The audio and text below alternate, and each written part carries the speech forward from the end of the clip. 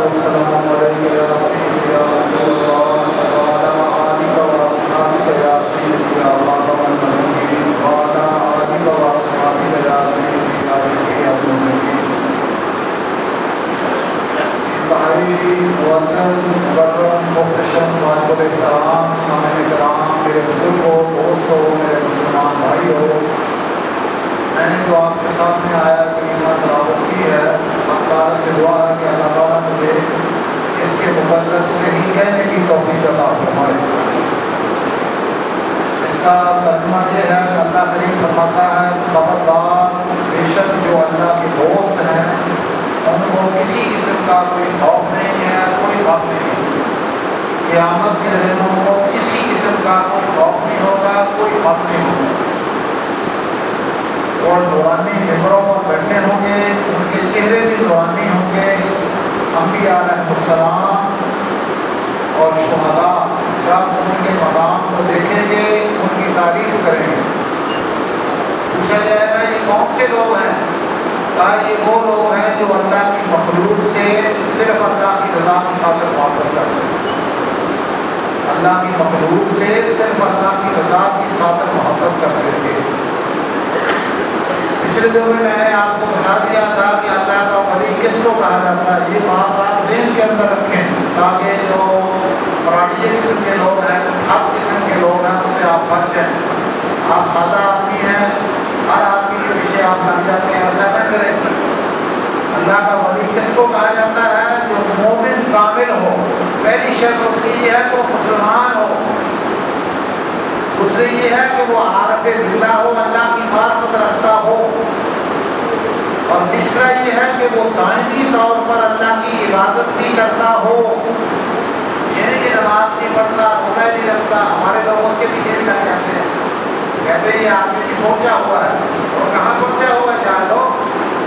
دائمی طور پر وہ اللہ کی عبادت کرتا ہو اور صغیرہ کبیرہ گناہوں سے اجتناب کرتا ہو، شہوات اور لذات کی طرف وہ منہمک نہ ہو، ایسے شخص کو اللہ کا ولی کہا جاتا ہے۔ پچھلی بار بھی میں نے عرض کیا تھا، چاہے تو مٹی کو سونا بنا دے، چاہے تو ہوا میں اڑنا شروع کر دے، چاہے تو پانی پر چلنا شروع کر دے اور اس کے پاؤں کار نہ ہوں، اگر وہ شریعت پر عمل نہیں کرتا تو ایسا شخص ولی اللہ نہیں ہو سکتا۔ وہ ٹھگ ہے، فراڈیا ہے، وہ کرشمہ اور جادو کر رہا ہے، ایسے شخص کو اللہ کا ولی کہا جاتا ہے۔ صحیح بخاری کی حدیث سے بات ہے، رسول کریم علیہ السلام فرماتے ہیں کہ اللہ تعالیٰ فرماتا ہے جو کوئی آدمی میرے ولی سے عداوت رکھتا ہے میں اس سے اعلان جنگ کرتا ہوں۔ دو قسم کے لوگ ہیں جن سے اللہ تعالیٰ نے اعلان جنگ فرمایا۔ نمبر ایک، وہ لوگ جو سود کا کاروبار کرتے ہیں، جو سود کا کاروبار کرتے ہیں ان سے بھی اللہ فرماتا ہے کہ میں اعلان جنگ کرتا ہوں۔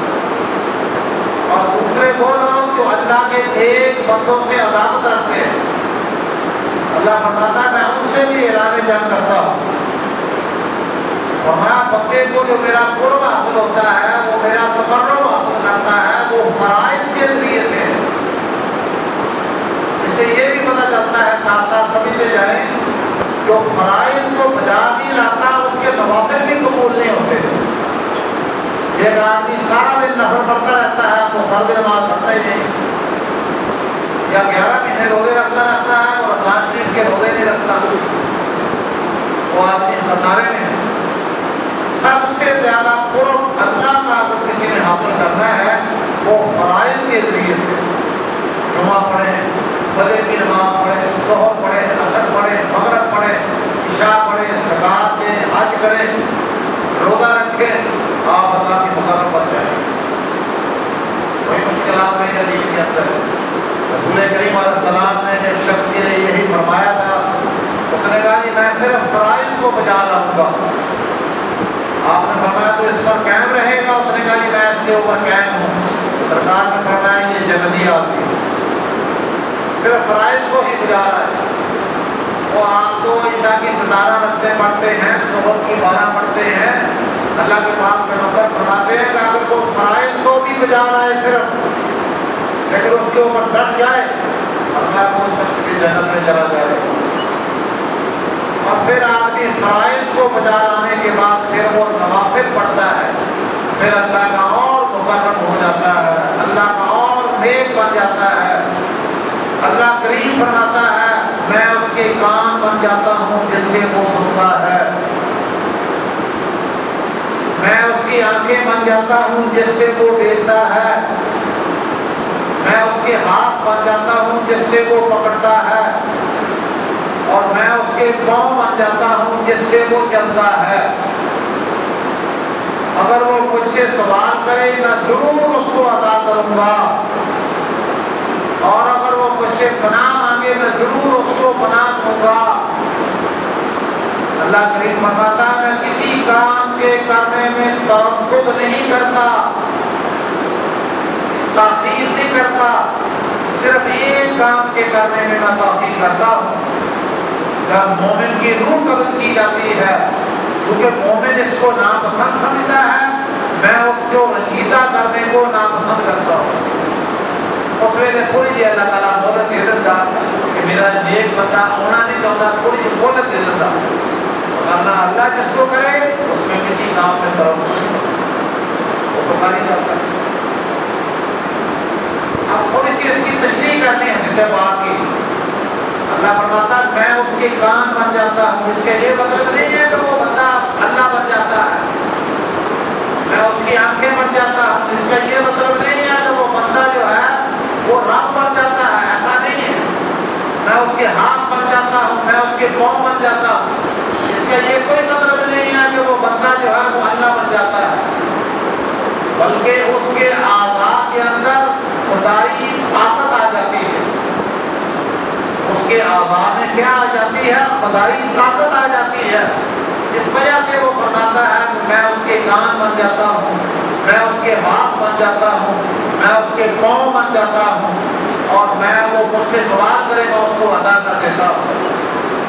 میں اس کی چند ایک مثالیں آپ کے سامنے قرآن و حدیث سے پیش کروں گا, لیکن آپ قریب سے سن سکتے ہیں, دور سے نہیں آپ سن سکتے ہیں. آپ قریب سے سن سکتے ہیں, دور سے نہیں آپ سن سکتے. وہ آدمی فیصلہ آباد سے آپ کو آواز دے بغیر موبائل کے آپ سن لیں گے, کبھی نہیں سنیں گے. لیکن جو نیک بندے ہیں وہ سن لیتے ہیں. صحیح حدیث کے اندر آتا ہے کہ عمر فاروق رضی اللہ تعالیٰ عنہ جمعے کا خطبہ ارشاد فرما رہے تھے. آپ نے دوران خطبہ فرمایا یا سارے ابو جبل, کہا مدینہ شریف میں مسجد نبوی کے اندر جمعے کا خطبہ ارشاد فرما رہے ہیں. اور یہ لشکر ایران کا ایک صوبہ ہے آذربائیجان, نہاوند اس شہر کے اندر یہ جنگ ہو رہی ہے, نہاوند کے اندر, اور عمر فاروق کی آواز وہاں پہنچ رہی ہے. عمر فاروق رضی اللہ تعالیٰ عنہ کی آواز کہاں تک جا رہی ہے. جیسے بھی دیکھے نا قرآن پاک کے اندر کوئی ڈاکٹر صاحب ہے, کوئی انجینئر صاحب ہے, کوئی بڑا تعلیم یافتہ ہے, اس کے کان کے اوپر ہم چمٹی رکھ دیتے ہیں, وہ اس کی آواز کو سن نہیں سکتا. لیکن اللہ کے پاک پیغمبر سلیمان علیہ السلام نے چمٹی کی آواز 3 میل دور سے آپ نے سن لی, 3 میل دور سے آپ نے سن لی. کہ اللہ تعالیٰ نے ان کو طاقت دی. ایسے ہی یعقوب علیہ السلام کے بیٹے یوسف علیہ السلام کی ان سے جدائی ہو گئی. آخر کار وہ 40 سال کے بعد جب یوسف علیہ السلام کی قمیص لے کر ان کے بھائی چلے مصر سے قرآن پاک میں لکھا ہوا ہے, ان کے والد صاحب کنعان میں ہیں, وہاں وہ بیٹھے کہہ رہے ہیں کہ مجھے یوسف کی بو آ رہی ہے. وہ جو پوتے تھے نا, پوتے یعقوب علیہ السلام تھے, وہ کہتے ہیں بابا نا قابل اعتبار, جیسا میں نہیں کہہ سکتا کہ کوئی نبی ہے, وہ کہتے ہیں قابل اعتبار اس طرح سے کہہ دیتے ہیں. اور قمیص کی بو جو ہے وہ یعقوب علیہ السلام نے سنی. یہ اللہ تعالیٰ جس کو طاقت عطا فرما دیتا ہے, یہ سب اللہ کی طاقتیں ہیں.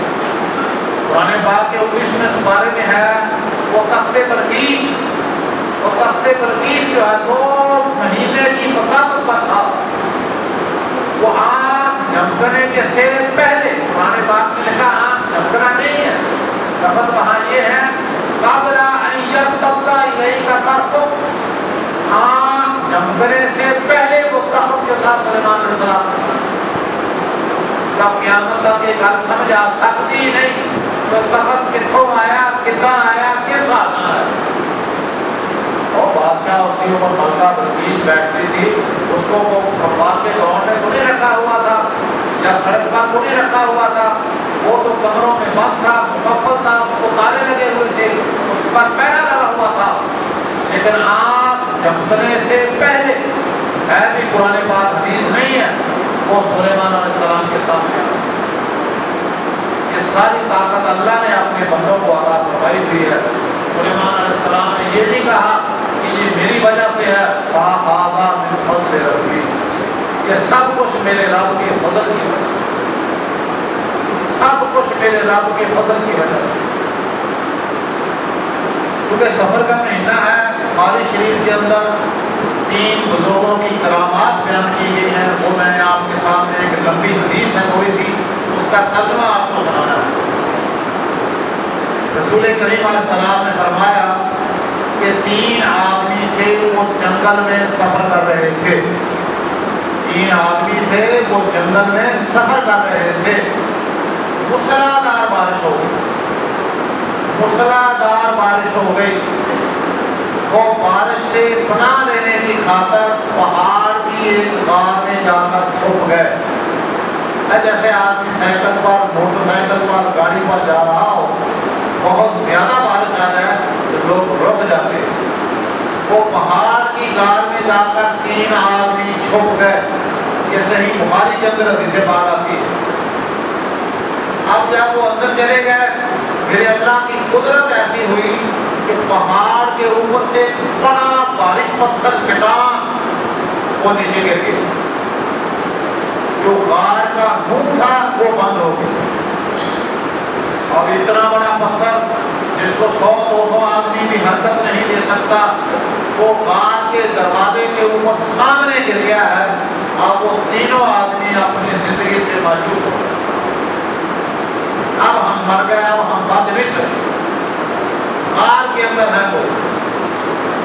اب تینوں آدمی سر جوڑ کر بیٹھ گئے آپس میں، تینوں آدمی سر جوڑ کر بیٹھ گئے کہ وہ عمل جو صرف اللہ کی رضا کی خاطر کیا ہو اس کو اللہ کی بارگاہ میں پیش کیا جائے تاکہ یہ پتھر سرک جائے، ہم باغ سے باہر نکل جائیں۔ اب تینوں آدمی سر جوڑ کر بیٹھ گئے۔ جو پہلا آدمی تھا اس نے اللہ تعالیٰ سے دعا کی، اس نے کہا میرے اللہ کریم تیرے علم میں ہے میری ایک بیٹی تھی، ایک میری بیوی تھی اور میرے والدین زندہ تھے، میں بکریاں چلانے کے لیے جایا کرتا تھا، جب بکریاں چلا کر میں آتا تھا تو سب سے پہلے دودھ میں اپنے والدین کو پیش کرتا تھا، اپنی بچی کو بعد میں، کہ صرف تیری رضا کی خاطر میں ایسا کرتا تھا۔ اور ایک دن ایسا ہو گیا کہ میں دور بکریاں چلانے کے لیے چلا گیا، دور چلا گیا، جب میں دور بکریاں چلانے کے لیے چلا گیا تو شام کے وقت میں واپس آیا، میرے ماں باپ سو گئے، میرے ماں باپ سو گئے تھے، میں نے جانوروں کا دودھ دھویا، وہ بچی جو تھی اس کو بھی بھوک لگی ہوئی تھی، وہ میرے پاؤں پر گر رہی تھی، میں نے کہا نہیں، پہلے میں اپنی والدہ صاحبہ اور اپنے والد صاحب کو دودھ بناؤں گا، اس کے بعد مجھے دودھ بناؤں گا، اور یہ کام میں صرف تیری رضا کی خاطر کرتا ہوں، میں اپنے والدین کا احترام صرف تیری رضا کی خاطر کرتا تھا۔ یہ جوان لوگ بھی سن لیں کہ اولاد کی نسبت ماں باپ کا خیال کرنا بہت زیادہ ضروری ہے۔ اب دیکھو اس نے اولاد کی پرواہ نہیں کی، اس نے پہلے اپنے ماں باپ کو دودھ پلایا، اور یہ عمل اس نے اللہ کی بارگاہ میں پیش کیا کہ اللہ کریم یہ کام میں صرف تجھے راضی کرنے کے لیے کرتا تھا، اور اس عمل کو تیری بارگاہ میں میں پیش کرتا ہوں، یہ پتھر تھوڑا سا سرک جائے تاکہ ہم آسمان کو دیکھ لیں۔ اللہ تعالیٰ نے اس کی دعا قبول فرما لی، وہ پتھر سرک گیا، پتھر سرک گیا۔ کے بعد دوسرا آدمی اٹھا، اس نے کہا میرے اللہ کریم تیرے علم میں ہے، میرے چچا کی ایک بیٹی تھی بڑی خوبصورت، بڑی خوبروح، میری اس کے ساتھ محبت ہو گئی تھی جیسے مرد خواتین سے محبت کرتے ہیں۔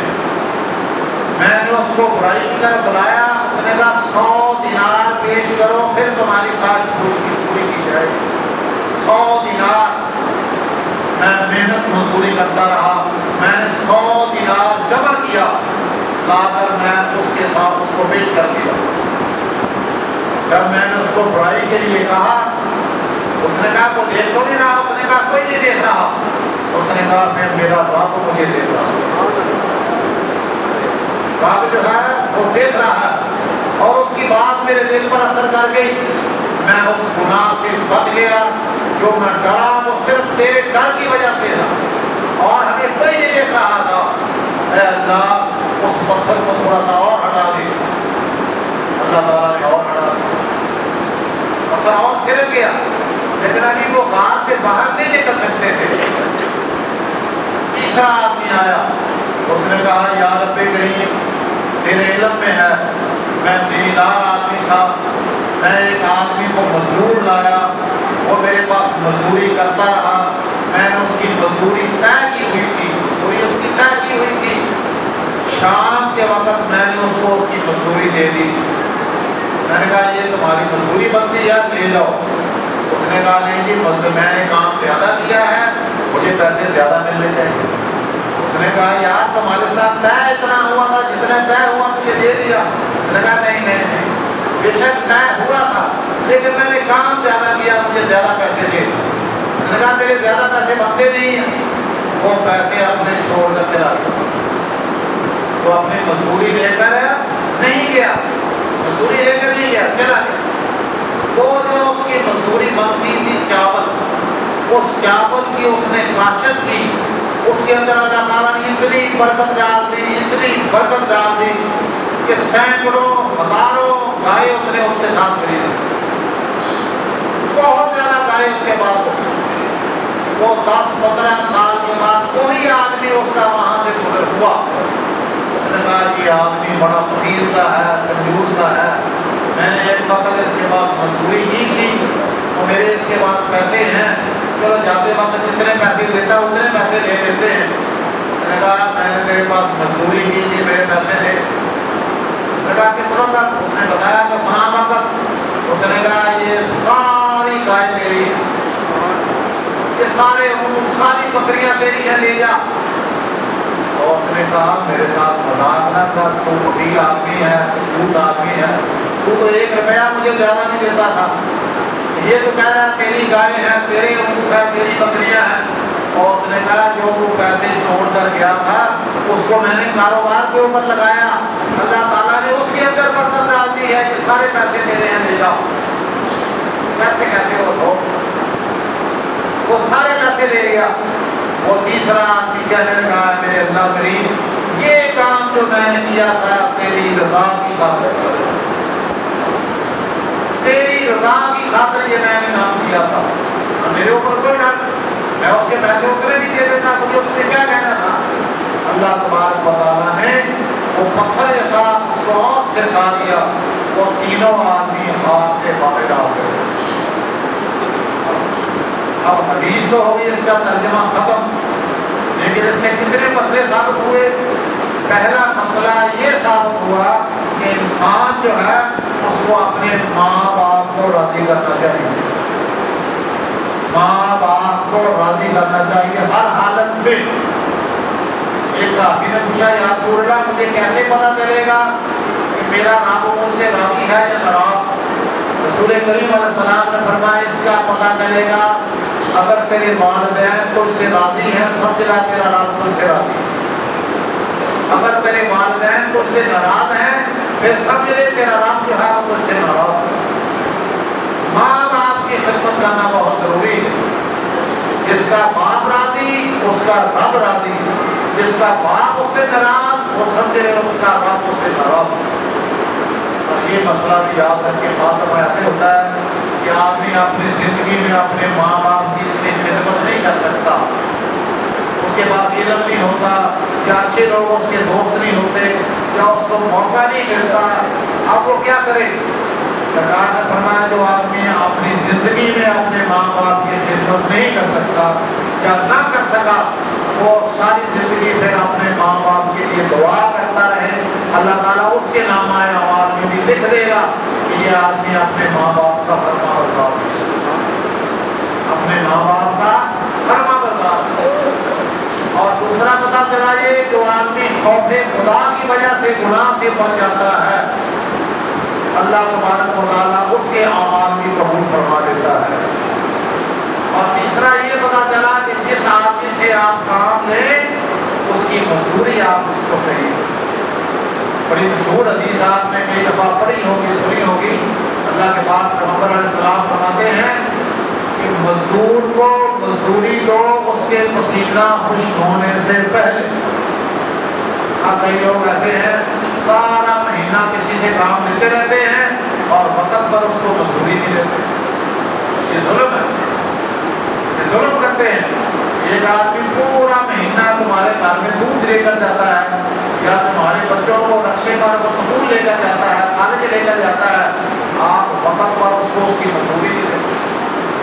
اور پھر ظلم یہ ہوتا ہے کہ اس کی جیب میں پیسے بھی ہوتے ہیں، پھر اس کی تحقیق کرتا رہتا ہے۔ اگر پیسے نہ ہوں پھر تو جو شریک ادھر ہے کہ 2 دن 4 دن ٹھہر کے میں پیسے تجھے دے دوں گا، پیسے ہوتے بھی ہیں پھر اس بیچارے کو پیسے نہیں دیتے۔ علماء نے فرمایا کہ قوم بڑا ظلم کرتے ہیں، اور بھائی مزدوری کرتا ہی وہ ہے جس کے پاس کچھ ہوتا نہیں، وہی جس کے پاس ہے اس کو مزدوری کرنے کی کیا ضرورت ہے؟ وہ بیچارے نے سارا دن مزدوری کی ہے، اب تم اس کو اس کی اجرت نہیں دیتے، اس کی اجرت اس کو دیتے۔ رسول کریم علیہ السلام نے فرمایا قیامت کے دن اللہ فرماتا ہے 3 قسم کے لوگ میں ان سے جھگڑا کروں گا۔ پہلا وہ شخص ہے جو اللہ کا نام لے کر کسی سے عہد کرتا ہے، وعدہ کرتا ہے اور پھر اس کو پورا نہیں کرتا۔ کئی لوگ پیسے لے جاتے ہیں وعدہ کر کے اللہ کا نام لے کر 10,000 20,000 50,000 اور پھر وعدہ پورا نہیں کرتے، پھر وعدہ پورا نہیں کرتے۔ اور دوسرا وہ آدمی ہے جو کسی کو پکڑ کر لے جاتا ہے اور آگے جا کر اس کو فروخت کر دیتا ہے، جیسے آج کل لوگ اغوا کر لیتے ہیں، پکڑ کر لے جاتے ہیں آگے جا کر فروخت کرتے ہیں۔ اور تیسرا وہ آدمی ہے جو کسی مزدور کو لاتا ہے، سارا دن اس سے کام لیتا ہے اور پھر اس کو اس کی صحیح مزدوری نہیں دیتا۔ اللہ کی فرماتا ہے یہ لوگ ہیں قیامت کے دن میں خود ان کے ساتھ جھگڑا کروں۔ بیان ختم ہو گیا ہے، جو ساتھی بعد میں آئے ہیں میں پھر ایک دفعہ آپ کو بیدار کرتا ہوں، آگاہ کرتا ہوں اللہ کا ولی کون ہے۔ ہر بندے کے مگر نہ لگ جایا کرو، میرا چٹی چادر لے کے آ جانا، کالی چادر لے کے آ جانا، ہری پگڑی لے کے آ جانا، کسی کو مگر لگے یہ بندے ہو۔ میں کہیں نے دیکھا سائیاں مگر بھی لوگ لگے ہیں، حقیقت ہے سائیاں مگر بھی لوگ چلے جاتے ہیں۔ اور اللہ کا ولی کو کپڑے پہننا تو ولی بن جاتا، کپڑے پہننا نہیں ولی بنتا، نہ پاک بننا بندہ ولی بن جاتا، نہ اونچی جگہ بیٹھنا بندہ ولی بن جاتا۔ اللہ کا ولی تو وہ ہے جو اللہ کی مخلوق کی خدمت کرتا ہے، مومن ہو، عارف باللہ ہو، اللہ کی عبادت کرتا ہو، صغیرہ کبیرہ گناہوں سے بچتا ہو، شہوات اور لذات کی طرف ہونا بیچنا۔ جڑے بندے نماز ہی سرے کو پڑھتے لوگ انہوں نے مگر بھی لگے، جڑے بندے حاجی نہیں کرتے لوگ انہوں نے مگر بھی لگے، جڑے بندے زکات ہی نہیں دیتے لوگ انہوں نے مگر بھی لگے۔ اللہ کے نبی نے فرمایا ایسے نہیں ہے، اللہ کا ولی وہ ہے جو مومن ہو، پرہیزگار ہو اور وہ اللہ تعالیٰ سے ڈرتا ہو اور اللہ کی مخلوق کی وہ خدمت کرتا ہو۔ اسی لیے پیر رومی علیہ رحمہ فرماتے ہیں طریقت وجود خدمت خلق نیز، طریقت وجود خدمت خلق نیز سے تسبیحوں سے جاتا ہو خلق نیز۔ وہ کہتے ہیں تسبیح کرنے سے آدمی اللہ کا ولی نہیں بنتا، نہ پگڑی باندھ سے اللہ کا ولی بنتا ہے، نہ مسلح پر بیٹھنے سے اللہ کا ولی بنتا ہے۔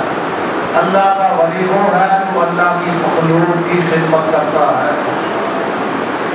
والی کی حدیث ہے، اللہ قیامت کے دن فرمائے گا کہاں ہیں وہ لوگ، کہاں ہیں وہ لوگ جو صرف میرے جلال کی وجہ سے لوگوں سے محبت کرتے تھے، کوئی رشتہ داری نہیں تھی، کوئی کاروبار میں شرکت نہیں تھی، صرف اللہ کی مخلوق سمجھ کر اس سے محبت کرتے تھے۔ اللہ فرمائے گا آج میں ان کو اپنے سائے میں رکھوں گا، جب کسی قسم کا کوئی سایہ نہیں ہوگا۔ اللہ تعالیٰ سے دعا ہے کہ اللہ تعالیٰ قیامت کے دن آپ کو اور مجھے بھی اسی سائے میں محفوظ فرما دے، اور اللہ تعالیٰ ہمیں جنت الفردوس میں اعلیٰ مقام